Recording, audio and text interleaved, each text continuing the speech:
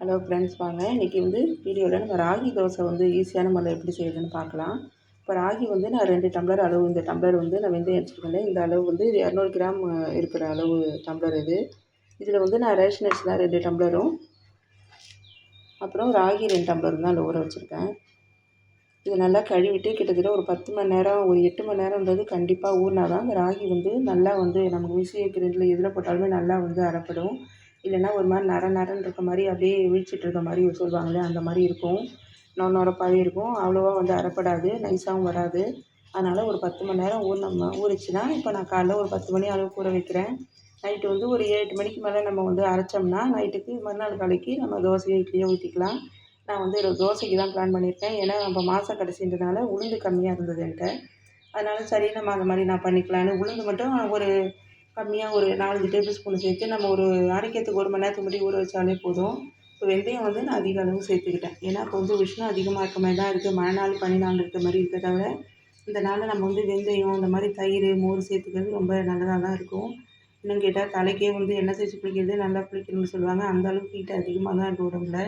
அதனால் சரி நமக்கு அது மாதிரி தேய்ச்சி குளிக்கிறதுனால நமக்கு தலை காய வைக்கிறது எல்லாமே கொஞ்சம் கஷ்டமாக தான் இருக்குது. சளி உடம்புன்னு சொல்லுவாங்களே, அந்த மாதிரி. அதனால் சரி நம்ம இந்த மாதிரி கொஞ்சம் சாப்பாட்டு உணவில் சேர்த்துக்கிட்டோம்னா நல்லா இருக்குமே தான் நான் இதை ஃபாலோ பண்ணுறேன் ஃப்ரெண்ட்ஸ். இப்போ 2 டம்ளர் இதனால் 400 கிராமுக்கு அரிசியும் 4 கிராம் ராகியும் சேர்த்துருக்கேன். இந்த டம்ளரில் நம்ம கால் அளவு பார்த்தீங்கன்னா உங்களுக்கு தெரியும், 200 கிராம் டம்ளர் கால் அளவு கிட்ட நான் வெந்தயம் சேர்த்துருக்கேன். இப்போ இது எல்லாத்தையுமே நான் இதை ஏன் இப்போ ஒன்றா ஊற வைக்கலைன்னா, வெந்தயத்தை நல்லா கொஞ்சம் அரைச்ச பிறகு மிக்சியில் தானே அரைக்கலான்னு இருக்கேன் நான் ஜாரில். அதனால் நல்லா வெந்தயத்தை நல்லா ஓட விட்டு நம்ம நல்லா கொஞ்சம் அரைப்பட்டதுக்கப்புறம் நம்ம இதை சேர்த்துக்கிட்டோம்னா இன்னும் நல்லா அரைப்படும். அதனால தான் நல்லா பூத்து வரும்னு சொல்லுவாங்க இல்லையா, அது டேஸ்ட் நல்லாயிருக்கும். அதனால் நான் அந்த மாதிரி ஊற வச்சுக்கலான்ட்டு இருக்கேன். அந்த மாதிரி உளுந்தும் 1 மணி நேரத்துக்கு முன்னாடி நம்ம ஊற வச்சுட்டு வெந்தயத்தையும் உளுந்தையும் நல்லா அரைச்ச பிறகு நம்ம அப்புறமா இந்த அரிசியும் ராகியும் சேர்த்து அரைச்சி ஒன்றா ஊற்றி நம்ம கரைச்சி வச்சிட வேண்டியதான் உப்பு போட்டு. நான் இந்த வீடியோவை நான் அரைக்கும் போது உங்களுக்கு காட்டுறேன் ஃப்ரெண்ட்ஸ். இப்போ ஊற வைக்க போகிறேன். இப்போ வெந்தயத்தை ஃப்ரெண்ட்ஸ் நான் போர் வாட்டர் இருக்குதுங்களா, அதில் நல்லா அலசிட்டு அப்புறமா குடிக்கிற தண்ணியை மினரல் வாட்டரில் ஊற வச்சுட்டேன். இது இதை பார்த்தீங்கன்னா இந்த ராகி கொஞ்சம் டக்குன்னு நம்ம அலசி விட்டோம்னா இது எல்லாமே அப்படியே கீழே போயிடுற மாதிரி இருக்கும். நல்ல ராகி தான் இது.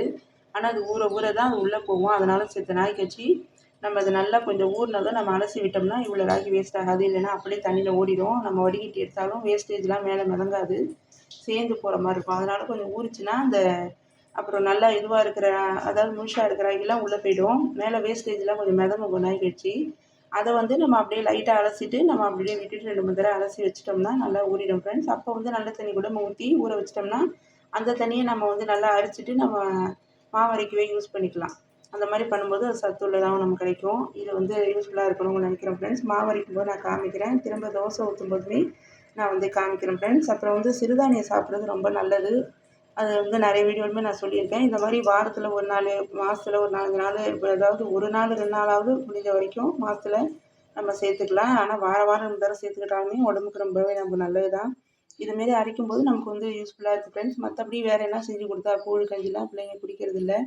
அதனால் நம்ம இந்த மாதிரி தோசையாக போட்டு கார சட்னி, தேங்காய் சட்னி, நிலக்கடலை சட்னி இந்த மாதிரி செஞ்சு கொடுக்கலாம். நமக்கு பிள்ளைங்களுக்கு எது பிடிக்குமோ அது மாதிரி சட்னி டிஷ் பண்ணிட்டாலே இந்த தோசையெல்லாம் விரும்பி சாப்பிடுவாங்க.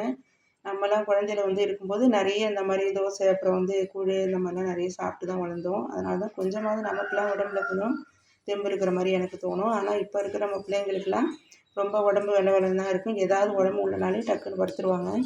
அதனால் இதை நம்ம செய்யும்போது நல்லாயிருக்கும்னு நினைக்கிறேன் ஃப்ரெண்ட்ஸ். மாவு அரைச்சி தோசை ஊற்றுது நான் அடுத்த இதில் உங்களுக்கு காமிக்கிறேன் ஃப்ரெண்ட்ஸ். இப்போ பார்த்தீங்கன்னா நான் இந்த ராகியும் அரிசியும் ஊற வச்சதை வீடியோவில் காமிச்சிருந்தேன் இல்லையா. இப்போ பார்த்தீங்கன்னா ஒரு கிட்டத்தட்ட ஒரு 10 மணி நேரம் ஊறி இருக்குது. இப்போ நான் அதை கழுவிட்டு நல்லா அந்த மேலே தூசி இதெல்லாம் ஒரு லைட்டாக அப்படியே அந்த இது தோல் மாதிரி வரும். அதெல்லாம் கூட நான் நல்லா கழுவி எடுத்துகிட்டு பெரிய பாத்திரம் போட்டு இட்லி பானை நல்லா கழுவி தேய்ச்சி எடுத்துகிட்டு அப்புறமேலுக்கு நான் அதை அரிச்சு கல் இல்லாமல் எடுத்து வச்சிட்டேன். இது நான் வெந்தயம் ஊற வச்சதை காலையில் வீடியோவில் காமிச்சிருந்தேன். அது ஒரு 1/4 டம்ளர் அளவு நான் ஊற வச்சது. இந்த அளவுக்கு நமக்கு நல்லா ஊறியது வரைக்கும் வந்திருக்கு. இந்த அளவே போதுமானதாக இருக்கும். ஏன்னா உளுந்து போட்டோம்னா இன்னுமே அதிகமான அளவு இருக்கும்னு எனக்கு இன்னும் தெரிஞ்சுது. சரி, அதனால் நான் இதை வச்சே அரைச்சி நான் இது எப்படி வருது அப்படின்னு பார்க்கலான்னு நான் நினைக்கிறேன் ஃப்ரெண்ட்ஸ். அதனால் நான் உளுந்து ஊற வைக்கல. அந்த வெந்தயத்தை மட்டும்தான் நான் யூஸ் பண்ணி அரைக்க போகிறேன். ஆனால் வெந்தயம் உளுந்து ஊற வச்சுமே அரைக்கலாம். நம்ம இஷ்டப்பட்டால் அதுமாரி செய்யலாம். இது வெந்தயம் அதிகமான அளவு இருக்கிறதுனால நான் உளுந்து சேர்த்துக்கல ஃப்ரெண்ட்ஸ். இதை அரைச்சதை நம்ம எப்படி வருதுன்னு பார்க்கலாம். இப்போ பார்த்தீங்கன்னா ஃப்ரெண்ட்ஸ், வெந்தயம் வந்து நான் வெந்தயம் மட்டும்தான் போட்டு அரைச்சேன். தண்ணி லைட்டாக தெளித்து நல்ல தண்ணி ஊற்றி அரைக்கும்போது இந்த மாதிரி பூத்து வந்திருக்கு. அடுத்தது நம்ம அரிசியும் ராகியும் சேர்த்து அரைக்க வேண்டிய வீடியோ தான் நான் வந்து காமிக்கிறேன். அதையும் பாருங்கள் ஃப்ரெண்ட்ஸ். இப்போ பார்த்தீங்கன்னா ஃப்ரெண்ட்ஸ், இந்த மாவு வந்து இந்த வெந்தய மாவை நான் அரைச்சதை இந்த மாதிரி ஒரு பாத்திரத்தில் நம்ம சேர்த்துக்கிட்டோம். எடுத்து வச்சுட்டு இதை பார்த்தீங்கன்னா மிக்சியில் இந்த மாதிரி ஜாரில் நான் போட்டுக்கிட்டேன். இது வந்து தண்ணி மட்டும் நம்ம ஊற்ற வேண்டாம். தண்ணி ஊற்றிட்டா சரியாக வந்து அரைப்படாது. அதனால் நான் தேவையான அளவு எவ்வளோ அரைக்குமோ நம்ம ஜாரில் அந்த அளவு போட்டுக்கிட்டு, உப்பு வந்து நம்ம 3 இது போடுறோம், 3 முறை போடுறோம், அதாவது ஜாரில் போடுறோன்னா 3 முறை மாதிரி நம்ம வந்து பிரித்து போட்டுக்கிட்டோம்னா சீக்கிரம் வந்து அது அரைப்பட்டுரும். அதனால் நான் கொஞ்சம் தேவையான அளவு உப்பில் கொஞ்சம் சேர்த்துருக்கேன் ஃப்ரெண்ட்ஸ். இப்போ அரைச்சிட்டு பார்க்கலாம். இந்த அளவுக்கு நல்லா அரைச்ச பிறகு இப்போ மேலே பார்த்தீங்கன்னா தெரியும், நமக்கு வந்து ரவை பதத்துக்கு அரைச்ச பிறகு அப்புறமா தண்ணி வந்து நான் கொஞ்சமாக சேர்த்து அரைக்க போகிறேன் ஃப்ரெண்ட்ஸ். இப்போ பார்த்தீங்கன்னா உங்களுக்கே தெரியும், இந்த அளவு நல்லா அரைப்பட்டு இந்த மாதிரி அளவுக்கு இருக்குது. இன்னும் வந்து என்னோடய ஜார் வந்து அந்த அளவுக்கு அரைப்படலன்னு தான் சொல்லணும். இன்னும் வேணாலும் நைஸாக வந்து அரைச்சிக்கலாம். ஆனால் தோசைக்கு இந்த அளவுக்கு போதும், இட்லியுமே ஊற்றலாம். வேணுன்னா நம்ம வந்து இன்னும் கூட நைஸாக வேணாலும் அரைச்சிக்கலாம் ஃப்ரெண்ட்ஸ்.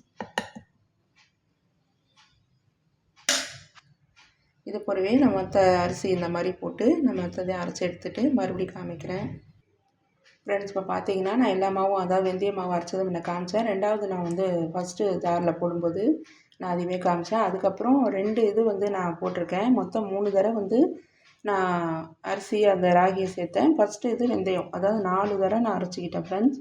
நம்ம போட்டிருக்க அளவு பொறுத்து இருக்குது. நம்மளுடைய மிக்ஸி ஜாரை வந்து அரைக்கிறத பொறுத்தும் இருக்குது. ஒரு வீட்டில் ஒரு மாதிரி இருக்கும் இல்லையா, புதுசு பழசு இந்த மாதிரிலாம் இருக்கும். அதனால் அதுக்கு தகுந்த மாதிரி போட்டு நம்ம அரைச்சிக்க வேண்டியதுதான். இப்போ வந்து நான் கொஞ்சம் குறை தான் வந்து எனக்கு ஜாரில் வந்து எங்கள் வீட்டில் வந்து அரைப்பட்டது. ரொம்ப வந்து மைய வந்து நைஸாக சொல்லுவோம் பார்த்தீங்களா, அந்த அளவுக்கு வந்து அரைக்க முடியல. அதனால் நான் அந்த அளவு அரைச்சி எடுத்துக்கிட்டேன். உங்களுக்கு வேணுன்னா நீங்கள் அந்த மாதிரி நல்லா நைஸாக அரைக்க முடிஞ்சால் கரைச்சி வச்சிடலாம். இப்போ தேவையான அளவு உப்பு போட்டு நான் நல்லா வந்து வடித்து கரைச்சி வச்சிட்டேன் ஃப்ரெண்ட்ஸ். இப்போ வந்து கொஞ்சம் பெரிய பாத்திரமாகவே வச்சுக்கலாம். ஏன்னா வெந்தயம் அதிக அளவில் சேர்த்துருக்கிறதுனால மேலே வந்து நல்லா பொங்கி வர வாய்ப்பு இருக்குது. அதனால தான் நான் பாதின்ற மாதிரி இந்த பாத்திரம் குவளையில் வடித்து கரைச்சி வச்சுட்டேன். இது உளுந்து சேர்த்து செய்யும்போது இன்னுமே தோசை வந்து நல்லாயிருக்கும். இப்போ வெந்தயம் சேர்த்துருக்கனால நான் வந்து நல்லா கொஞ்சம் கசப்பாக இருக்கிற மாதிரி, லைட்டாக இருக்கிற மாதிரி இருக்கும். இது வந்து சில பேருக்கு பிடிக்காம கூட இருக்கலாம். அதனால் நீங்கள் வந்து வெந்தயத்தை கம்மியாகவும் உளுந்து வந்து கொஞ்சம் அதிகப்படுத்தியும் கூட சேர்த்துக்கலாம். எங்கள் வீட்டில் வெந்தய தோசைனா விரும்பி சாப்பிடுவோம். அது உடம்புக்கு நல்லதுன்றனால நான் வந்து பட்ஜெட்லேயும் நமக்கு வந்து கொஞ்சம் கம்மி பண்ணிக்கலாம். அதாவது நம்ம இட்லி தோசைலாம் செய்யும்போது நமக்கு உளுந்து விலை அதிகமாக இருக்கும். அதனால் நம்ம இதை வந்து கொஞ்சம் கம்மி பண்ணிக்கலாம் அப்படின்னு இந்த மாதிரி நான் சேர்த்துப்பேன் ஃப்ரெண்ட்ஸ். இது வந்து உங்களுக்கு யூஸ்ஃபுல்லாக இருக்குன்னு நினைக்கிறேன். இது தோசை வார்த்துட்டு இது எப்படி வருதுன்னு நான் வந்து வீடியோவில் காமிக்கிறேன் ஃப்ரெண்ட்ஸ். இப்போ பார்த்தீங்கன்னா நான் வந்து ராகி மாவு அரைக்கிறது, அது அளவு, அப்புறம் வந்து நான் அரைக்கிறது எல்லாமே காமிச்சிருக்கேன். இப்போ பொங்கி வந்து நீங்களே பார்த்துருப்பீங்க. இந்த அளவு வந்து பொங்கி வந்தது ஃப்ரெண்ட்ஸ். நான் இது வந்து ஒரு 8 8:30 நான் இது வந்து அரைச்சி வச்சுருந்தேன் நைட்டு. இப்போ காலைல பார்த்தீங்கன்னா 9 மணி ஆகுது. நான் இப்போ வந்து இந்த அளவுக்கு இருக்குது. இட்லி கூட ஊற்றலாம்.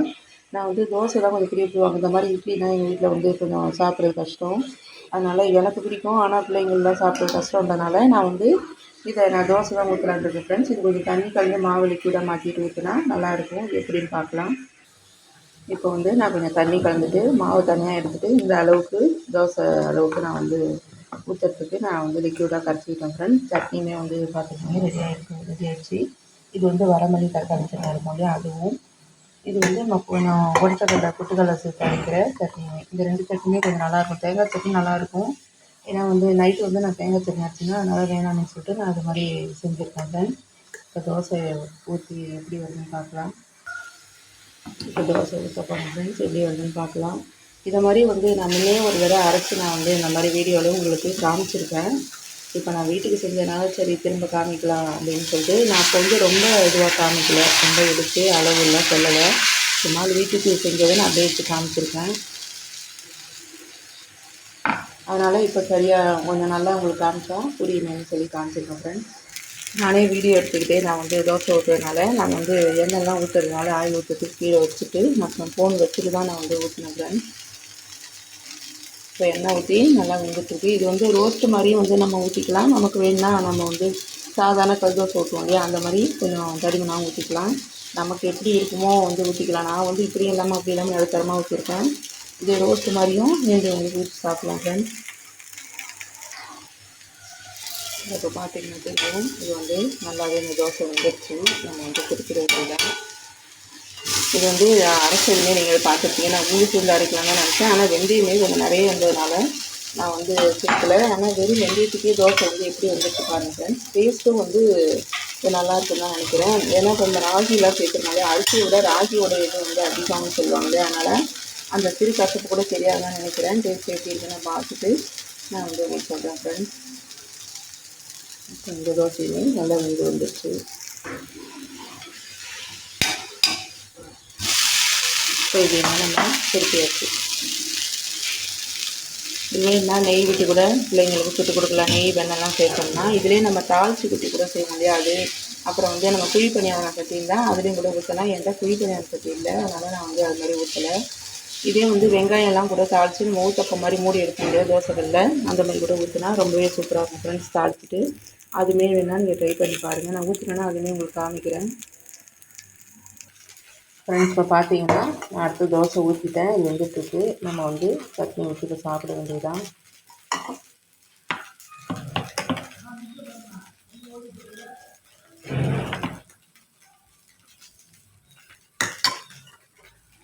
ரெண்டு சட்னி எடுத்துருக்கேன். நமக்கு எந்த சட்னி வேணுமோ அதை ஊற்றி நம்ம செஞ்சு சாப்பிட்டுக்கலாம் ஃப்ரெண்ட்ஸ். இது வந்து நீங்கள் உங்களுக்கு கண்டிப்பாக யூஸாக இருக்கும்னு நினைக்கிறேன். இது மாதிரி அடிக்கடி பிள்ளைங்களுக்கு செஞ்சு சாப்பிட்டு பாருங்கள். அப்புறம் இதை வந்து நம்ம அதிகமாக அரிசி சேர்க்காம நம்ம வந்து 1 பங்கு அரிசி 3 பங்கு ராகி கூட சேர்க்கலாம். வெறும் ராகி கூட செய்யலாம். ராகி செய்கிறது டேஸ்ட்டு வந்து கொஞ்சம் லைட்டாக சாஃப்ட்னஸ் இல்லாமல் கொஞ்சம் ஹார்டாக இருக்கிற மாதிரி இருக்கும். அதனால தான் நான் இது மாதிரி ட்ரை பண்ணுறேன். உங்களுக்கு வேணும்னா நீங்கள் அது கூட ட்ரை பண்ணி பாருங்கள் ஃப்ரெண்ட்ஸ். ரொம்பவே சூப்பராக இருக்குது. டேஸ்ட்டும் வந்து ரொம்ப நல்லா தான் இருக்குது.